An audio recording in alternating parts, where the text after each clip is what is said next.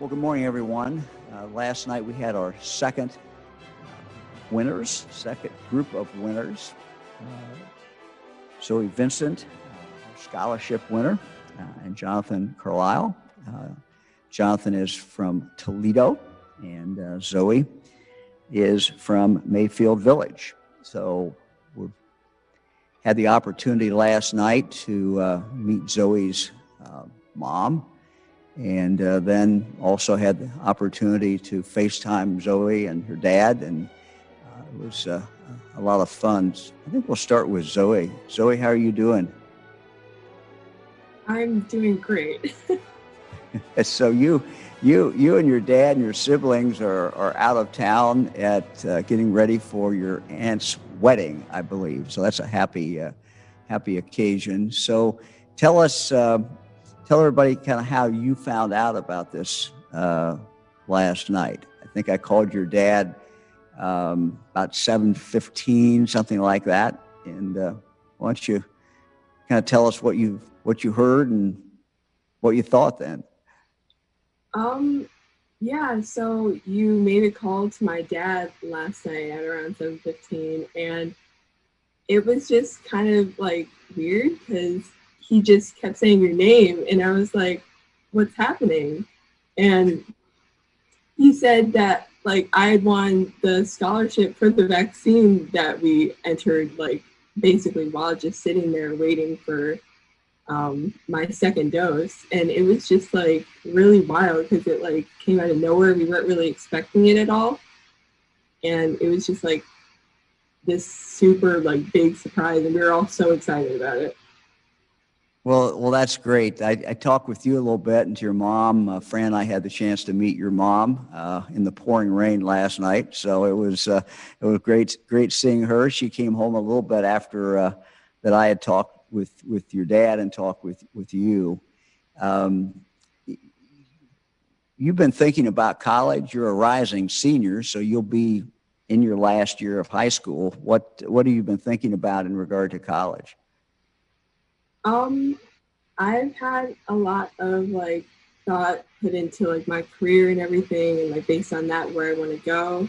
And I'm definitely interested in medicine. So like I've been looking at like a lot of colleges with good like pre-med or bio programs and that kind of thing that I'm really looking into. Like colleges like Case Western and Ohio State have definitely like been on my radar for that. But I'm definitely looking into other colleges as well. Well, the college search process is always fun, kind of interesting. So you're right in the middle of that. So this is this is great. So Zoe, we'll come back to you. Anything else you want to tell us, and then I'm sure some of the media may have some questions later on. No, I think that pretty much. All right. All right, Zoe, thank you. Congratulations. And we'll go now to Jonathan. Jonathan, how are you doing? Good, very good. Excited. Well, so I called you last night, and this was a little bit after 7, I think, and your call went to voicemail. And so when you picked up that voicemail, what did you think? I just gotten done with a very, very long shift delivering packages for Amazon, and I was getting ready to park my van for the day, and I looked down at my phone and I saw your name on my phone, and I knew I had a feeling what was up, and then I listened to voicemail, and I pretty much almost lost it inside the van. Well, you called me shortly after I left that message, and yes. So you thought maybe you might have won. Is that what you thought? Maybe. I've been paying attention, and I was fairly certain I won, but I wanted to hear your voice, and so I could just be certain that this was really happening. And when I talked to you, I'm sure you could tell that I was just overcome, and I knew what was happening. It was I can't explain it. Nothing like that's ever happened to me. Well, Jonathan, you told me you moved to Ohio a few years ago, right? What year did you come to Ohio? Sir. 2013. 2013. And what are your thoughts about what you're going to do with the money? You haven't had much time to think about it, but any thoughts? No. Yeah. I can tell you, I did not sleep very much last night. I was dreaming a lot about the future. I know that me and my family would, we want to find our forever, our permanent home, hopefully sometime in the near future. And beyond that, I just want to have someone help me make this last. This is a good foundation for my family. It's unbelievable. So I think you all have you've got a fairly new baby, right? Fairly young baby. Yes, sir. He's 5 months old today. He's a handful, but yes, and this is like I said, this is so welcome. I can't explain how much pressure this is going to take off to help raise him right. Well, that is great. I think you told us you got the shot maybe a couple of days after we announced the Vax-a-Million. Kind of what was going through your mind when you decided to get the shot then? Yeah. My girlfriend had already gotten her first dose, and I was waiting. I was putting it off a lot because I was just working all the time, and I just kept putting it off. But I knew I needed to get it, and I wanted to get it. And when y'all announced the Vax-a-Million, as soon as I heard that, I was like, yes, I need to go do this now. And I think it was 2 days later, I went to the Lucas County Rec Center and got the Johnson & Johnson shot. Well, that's great. Well, great talking with you. Hang on there, because in a few minutes we're going to open it up for the news media, and I'm sure we'll have some questions for you and Zoe both. So again, good talking with you, and congratulations. Thank you. Let me talk for a moment, kind of where we are in regard to the virus and where we are in regard to vaccinations. Kind of the way I would describe this today is that we have taken the lead. We're ahead of this virus at this point. But I always like the sports analogies, and it's like a basketball team or a football team that has a lead. You can't sit on the lead. You've got to continue to score points. You've got to continue to be on offense. You've got to continue to move forward. And so that's really, really where we are in Ohio. And the way we move forward, the way we assure that we get back to normal, is for more and more of us to get vaccinated. That's why, we did the Vax-a-Million. That's why we've got over 2,000 places in the state of Ohio where people can get vaccinated. That's why you're seeing our local health departments, pharmacies, and doctors all pushing and doing everything they can to make the vaccine available to everyone in the state of Ohio. So that's where the game is today. It has to do directly with that vaccine, and that's why we put so much emphasis on it, why we're spending a lot of energy on it, and time and resources, because that is how we make sure that we get this down. And we're seeing the results. I mean, the results have just absolutely been phenomenal. The cases have been going down. Eric, let's go to the first slide. If you look at this slide, what you'll see is our blue counties. We only have 4 left that are above the 100,000, that 100 level. And if you'll recall, we set a goal of trying to get this down to 50. Health orders, of course, came off yesterday, but it's interesting how close we are to those numbers. As of yesterday, we'll get new numbers here in a few hours, but as of yesterday, we were down to 58.3. So this has been dropping 2, 3, 4 points a day, and it's interesting. Point in time where we set a specific date the health orders was going to come off, it's going to coincide not too far from when we get below 50. At least that's what it looks like. We're at 58.3 now. As you look at these slides also, I think another very interesting point is about half the counties now are below 50.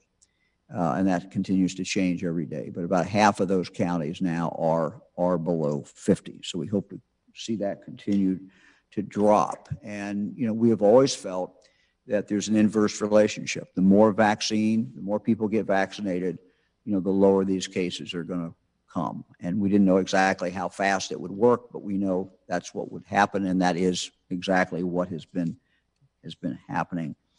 Let's look at the next slide, Eric, if we could.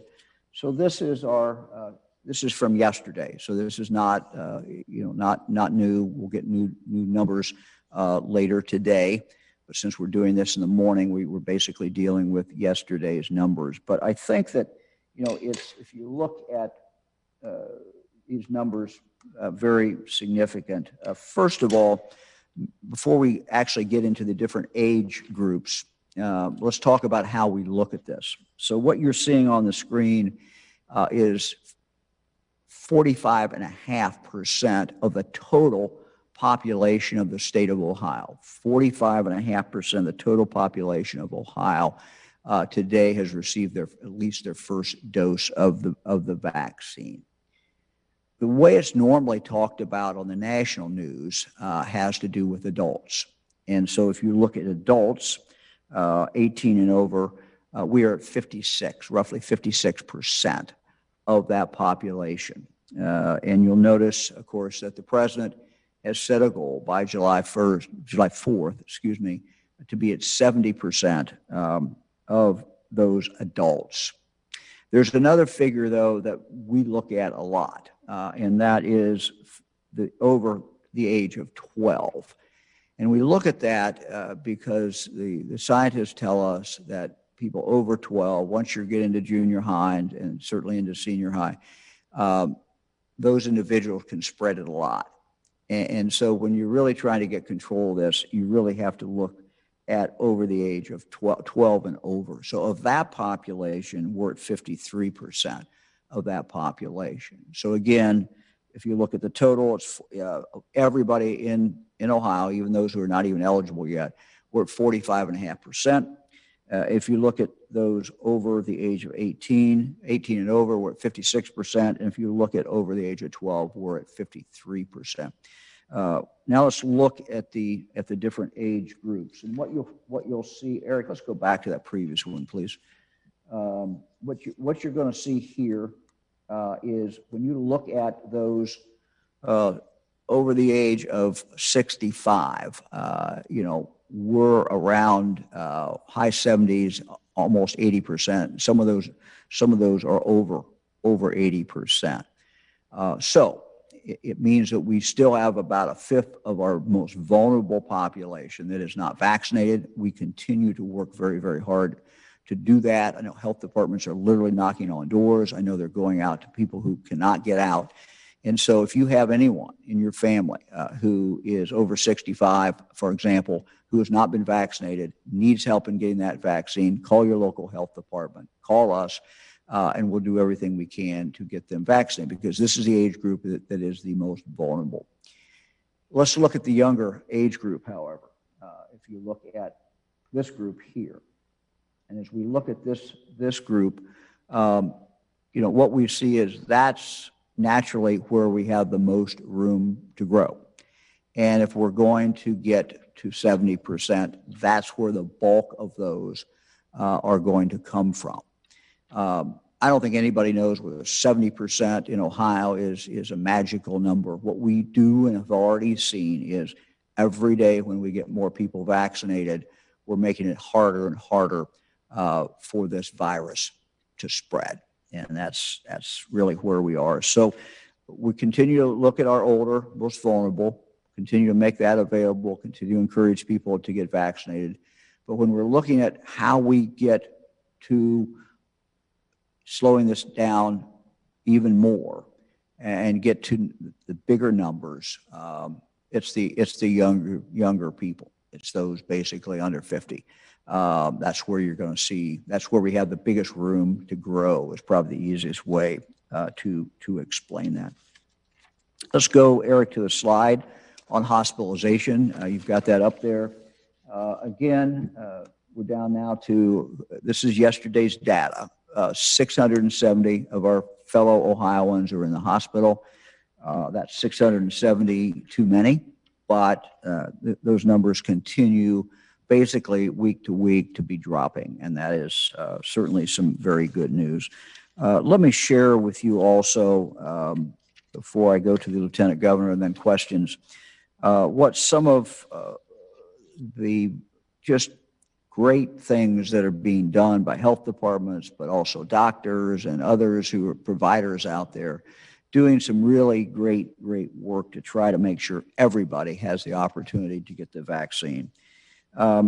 Stark County, their Strong, Healthy Together is what they call it. Strong, Healthy Together campaign to encourage vaccinations was created after doing informal focus groups with their staff, with COVID-19 response team, and other members of the general public. The health department partnered with the Stark Area Regional Transit Authority and with the local McDonald's restaurants to have people take the bus to get the Pfizer vaccine, and they leave with a voucher for a free McDonald's meal. So again, kind of a neat thing to do.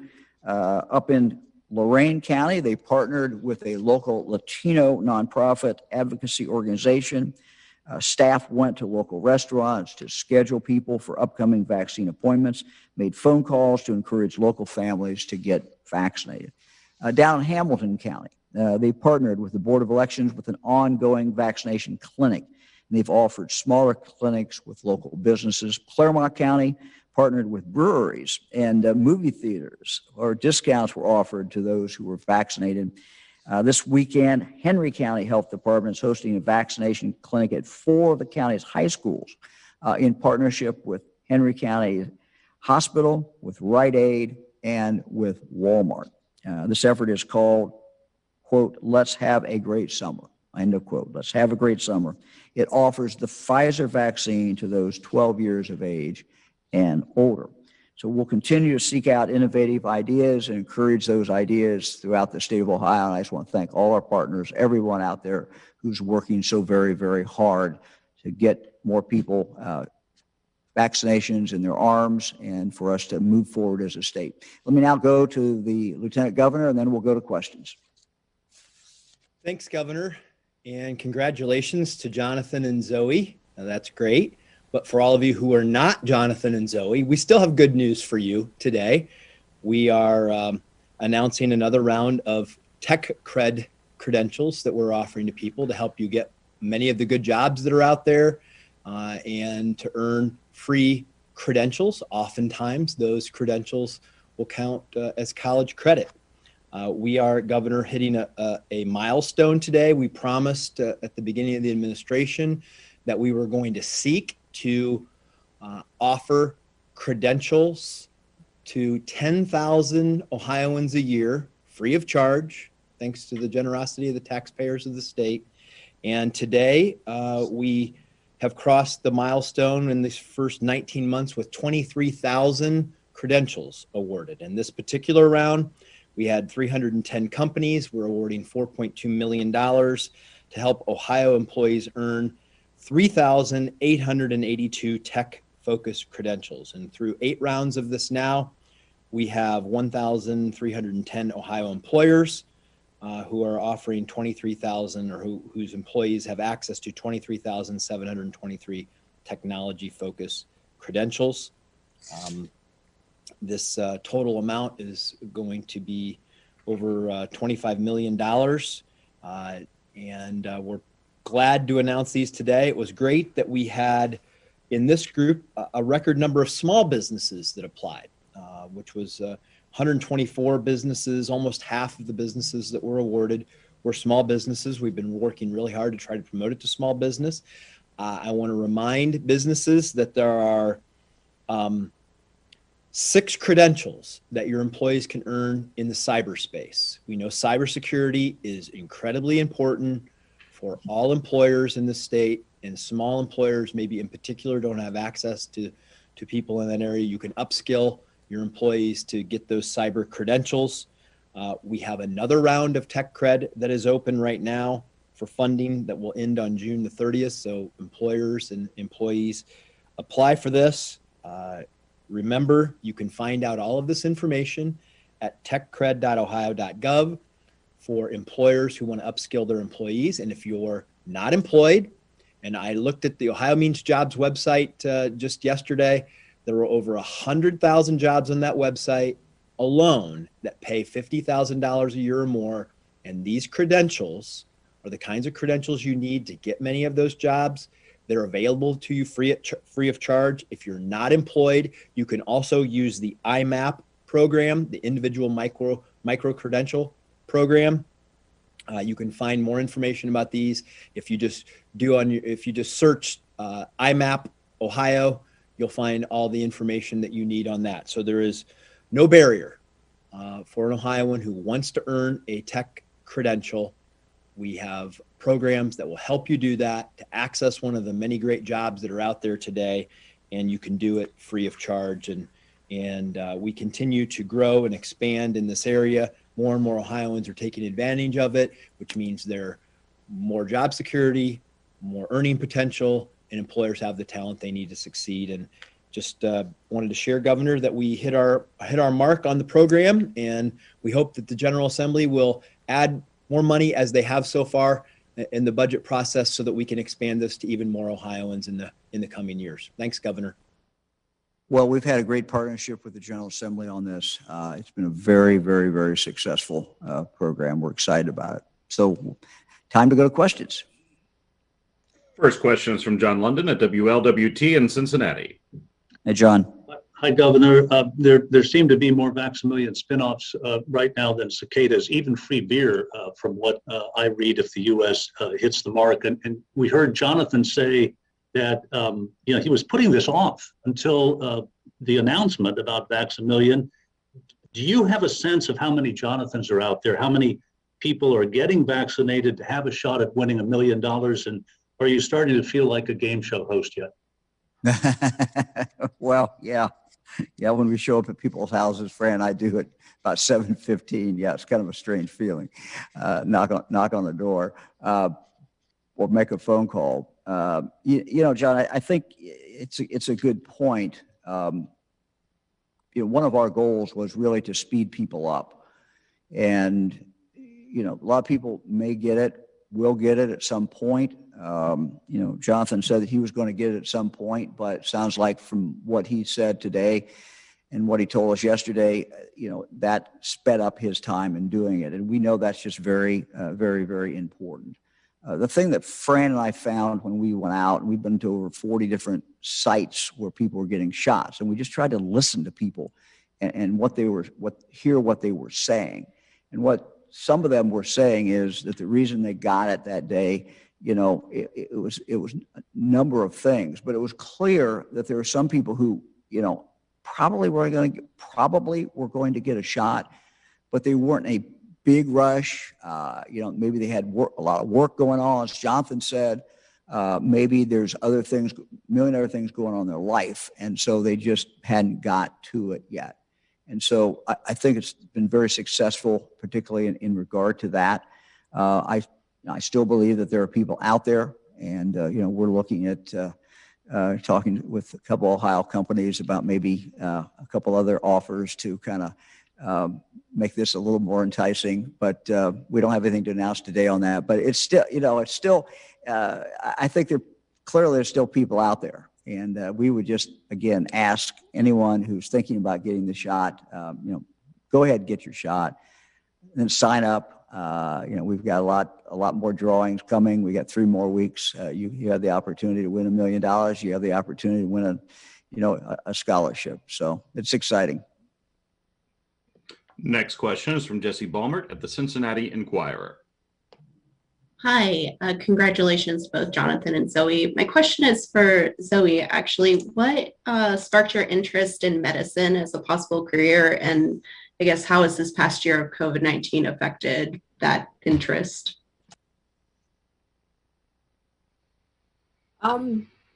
So I've sort of been interested in medicine and science for like as long as I can remember. And I just recently completed my first year in our medtech program at school. And it's just been like a thing that I've wanted to do for like such a long time, and I'm so happy to have an opportunity like MedTech to like do it in real time in real life. And I guess in the past year, I would definitely say like COVID has somewhat affected my ability to actually like do the program because of like, you know, doing school online via Zoom and having assignments online instead of in school and things like that. But I'm just excited to be out of it, sort of, and to be able to actually like do my interests in college later on and actually be a doctor and go to med school and everything in the future, especially with this 4-year scholarship. I'm excited to actually be able to put my focus on paying for med school instead of my first 4 years. So I'm super excited about this. Next question is from Dan Ohio in Cleveland. Congratulations, Jonathan, and congratulations, Zoe. We love having winners from Northeast Ohio. That means we're 2 weeks in a row that we've had a Vax-a-Million winner. Governor, I want to talk about the numbers, and we seem to deal a lot with bumps in this last year, and there was a sizable bump in the amount of people who got vaccinated after the announcement of Vax-a-Million. In that same chart that you bring up, it's clearly defined as a 2-week bump. But even that 2-week bump has now fallen off. Just 11,000 vaccinated yesterday, and those were the levels that we were seeing before the $1 million. Are you worried that this bump is over? Even though, yes, 11,000 is a good number, it will not get us from 56% to 70%. Well, great question. I think that, you know, we've succeeded and got a lot of people vaccinated quicker than they would have. Many people who've been vaccinated maybe weren't going to get it at all. So what we're going to continue to do is provide, you know, information. As you know, the vaccines, as we get them, as they come in, they're a day late, 2 days, 3 days, 4. You know, it takes, the further out you get from those days, the more they fill in. And that's kind of a concept that it took me a while to understand, because I'm looking at dailies, and then you look at a daily and whatever it is, until you break it down, you know, some of them are yesterday, some of them the day before, some of the day before that. So what we're looking at, you know, we now have 2 weeks that are pretty complete. We're not getting much in for those 2 weeks, and you know, starting at where the base was, and then week 1, week 2, as you point out, both of those weeks are up. You know, our first concern, candidly, was to stop the bleeding. And by that, I mean stop it from going down. I mean, we were seeing it go down. And so trying to right that ship and get it moving. So righting the ship in and of itself was, I think, an accomplishment. We would normally expect around any holiday a very significant drop-off. And that's not just on the holiday. It's usually a couple of days before and a couple of days after the holiday. So it's going to be a few more days until we see, you know, really what week 3 looks like and how that week is filling out. And, you know, clearly it's not going up as fast as it was. Are we leveled off, or where are we? We're not going to know for a few days. But, you know, I think it's already been very, very successful. We're very happy with where it is. As I said before, it's, you know, we saw increases that were beyond any kind of my wildest dreams, what we would be able to see. But we're going to continue to look at this and look, as I said a moment ago to John, you know, we're talking with a couple of companies and other ways, maybe to Ohio companies to increase, sweeten this a little bit and continue to get people excited. But we're going to continue to go on and do everything we can to make it available to people. And, you know, we're happy with where we are, but we know we have a ways to go. I mean, that's the nature of this. And, you know, we're not stopping, and as I said early on, you know, we're ahead of this virus now. Finally, we're ahead of it. We got the tools to continue to knock it into the ground. But like a football team or like a basketball team, we cannot sit on a lead. That lead will go away. We have to continue to work every single day to get more people vaccinated. That's what we're doing. Next question is from Noah Blundo at Hannah News Service. Good morning, Governor. Morning. You have sort of indicated that maybe you have more to say in the future on additional incentives to drive vaccination. And I'm wondering, given the sentiments expressed by a lot of members of the General Assembly about your Vax-a-Million, a lot of them weren't happy. Has that affected funding sources and ideas of what you will offer in the future? Or you think it's likely that you would use the same funding source again? Look, I don't think we know at this point. And, you know, I mentioned this morning, we're talking to a couple companies that we were involved with yesterday. I was on the phone, and, you know, we hope to be able to give you some information about that in the future, something that they might offer, a Ohio product that might be offered. So kind of excited about that. But for 15 months, we've had to play this game day to day. And so this is no different as we come out of this. As Ohio moves forward, we still have to finish the game. And finishing the game means getting more and more people vaccinated. So we're going to continue to examine that and look at that and see, you know, what we need to do to get that done. It is, if you look at our ability to save lives, if you look at our ability to keep people out of the hospital, if you look at our ability for the economy to move forward and people get back to normal, there is no substitute for the vaccine. It is the most important thing. And the easiest way to explain that is to look at how people feel when they've been vaccinated. And as I said, Fran, I've been over 40 sites, and it's a feeling of, those are happy places. It is a feeling of I'm getting my life back, and we just want that for more Ohioans. And you know, we're moving there, but we're not there yet. Next question is from Jim Oddie at WHIO in Dayton. Hey, Jim.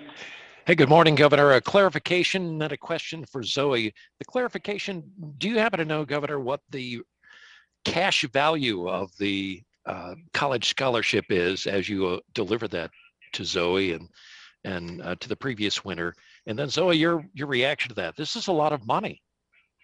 Yeah, let me start, Zoe. I'll go first, and I can't answer it, but we can get you that today. Jim, it's when we designed this, I said, let's peg it to the cost of the most expensive state university, and let's include tuition, room, and board for 4 years, as well as books. And so taking that figure, that's the amount that will be put into the 529. And, you know, in Zoe's case, you know, that will be available to her very quickly. She starts college next year.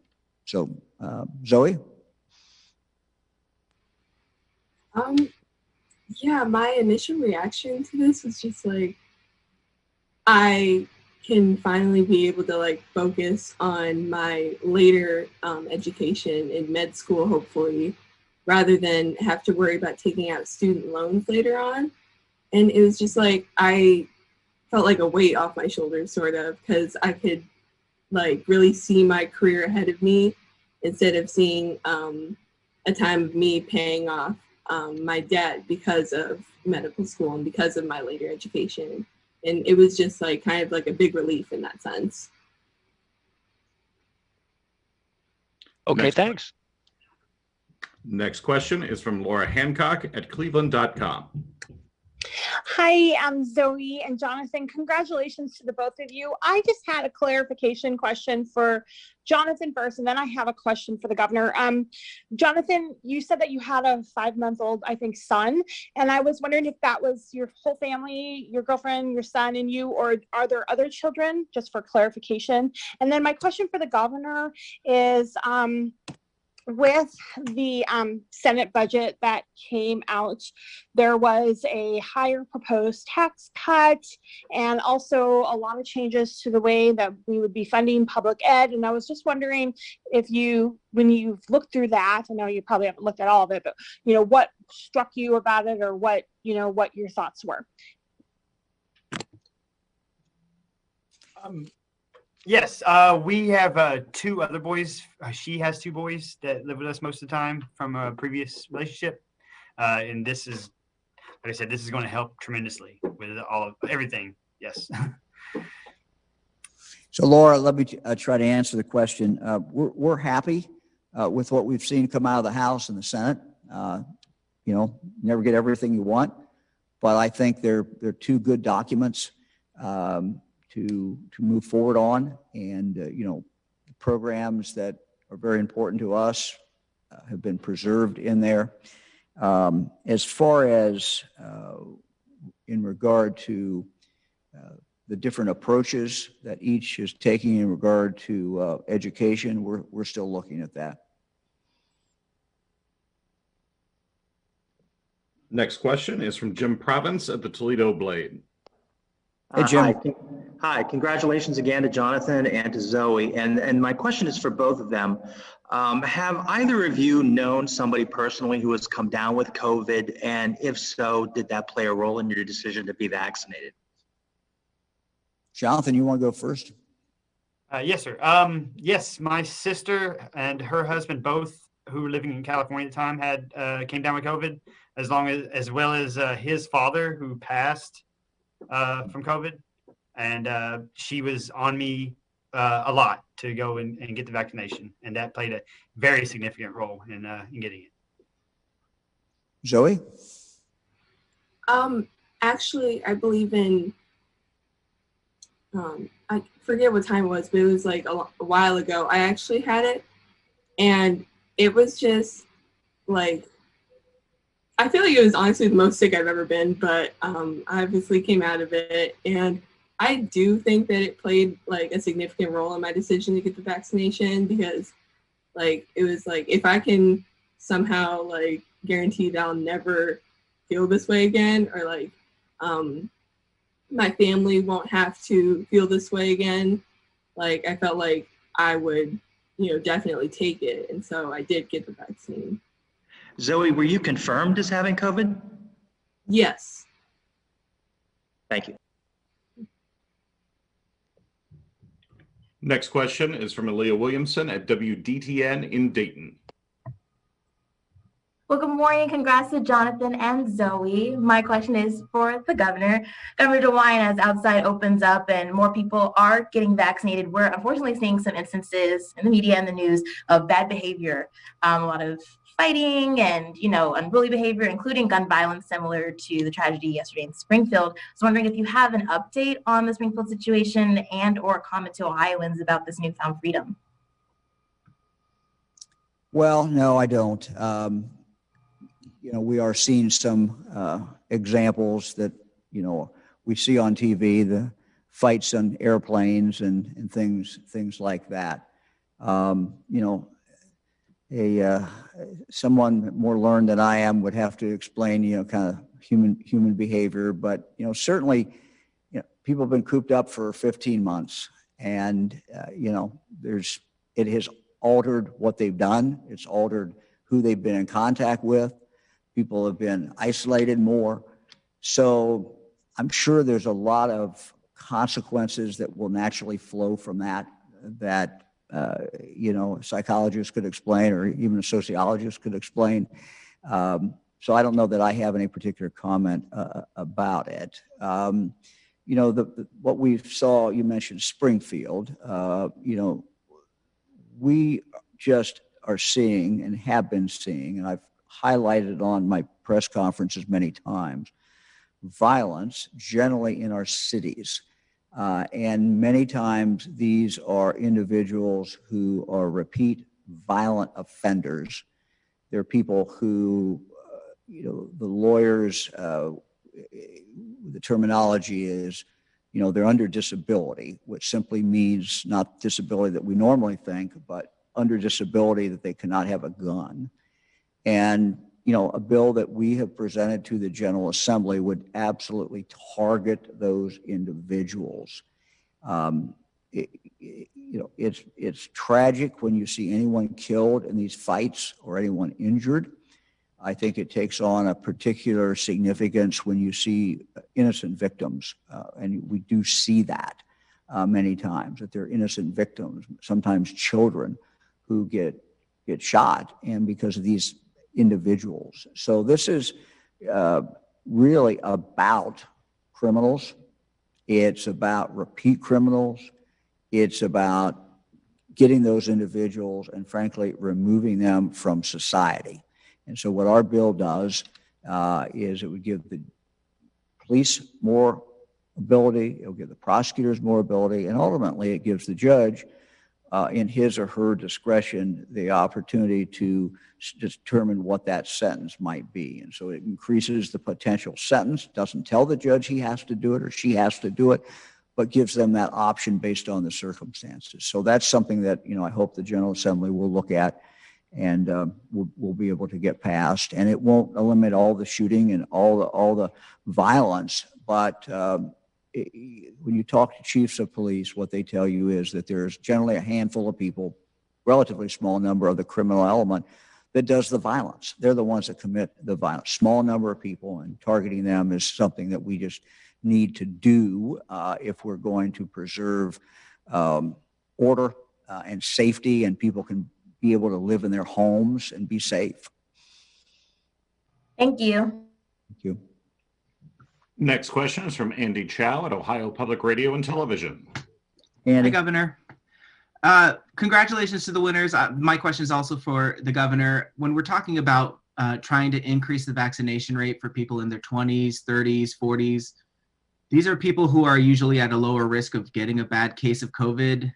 At this point in the process, if they haven't gotten vaccinated, they might be thinking, why should I? It's not a big threat to me. How do you change their minds? How do you convince them why should they get vaccinated? Well, Andy, I think about that every day. And so we continue to work on that. Dr. Vanderhoff is on here, and he might comment a little bit about spread among this group of people, maybe also comment about risk that is there. It certainly is less of a risk, but there is still a risk for people. And Doctor, I don't know if you have any comments about Andy's question. Yes, thank you, Governor. You're absolutely right. COVID remains a very real danger to every unvaccinated Ohioan, regardless of age. From the statistics you shared just a little bit ago, it's important for us to remember that we've had more than 1 million cases, almost 60,000 hospitalizations, and almost 20,000 deaths. Plus, as we think about the younger group, according to the American Academy of Pediatrics, COVID has infected not only millions of children and put thousands into hospitals. COVID is now the number one, or not number one, but one of the top 10 causes of death for children in the United States, which is really staggering. I think we often think of COVID as relatively benign for children, but we now rank it among the top 10 causes of pediatric death.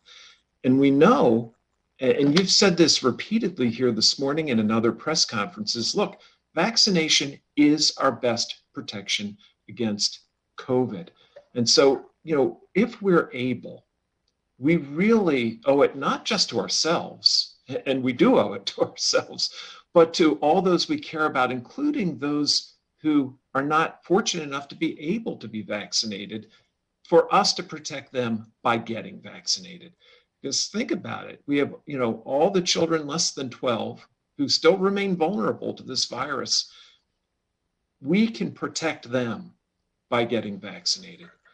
So I think that while it is true that younger Ohioans may not have the level of risk that older Ohioans have, they're not out of the woods. And bad things can happen to people of any age due to COVID. Dr. Vanderhoff, that is a shocking statistic.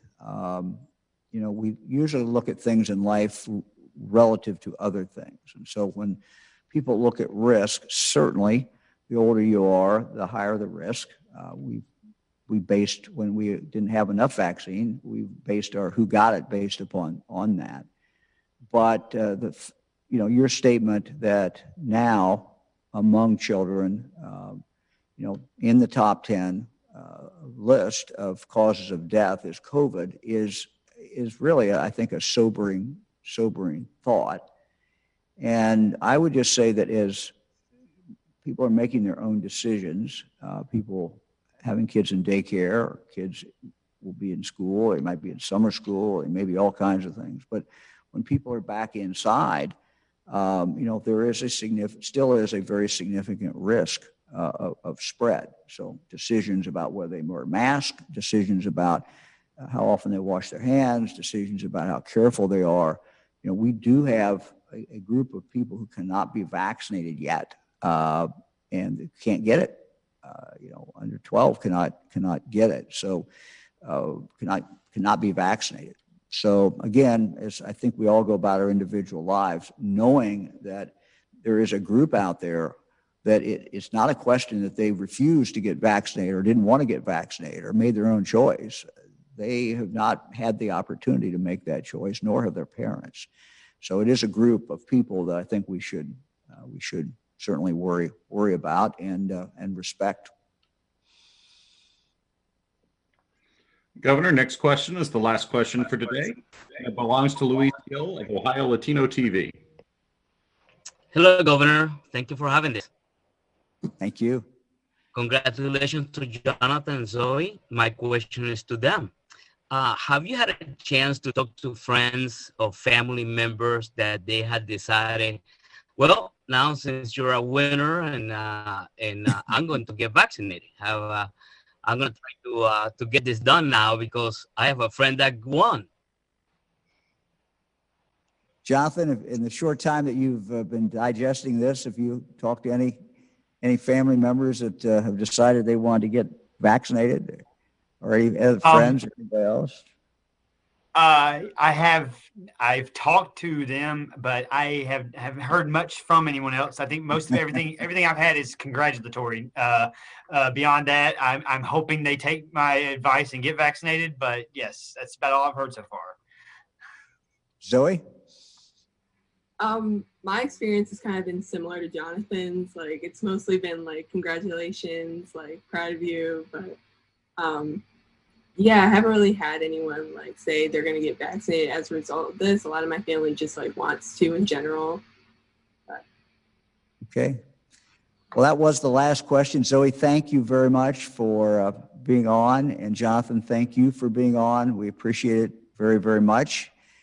We hope you both have a good day and everyone else has a good day. Thanks a lot. Thank you.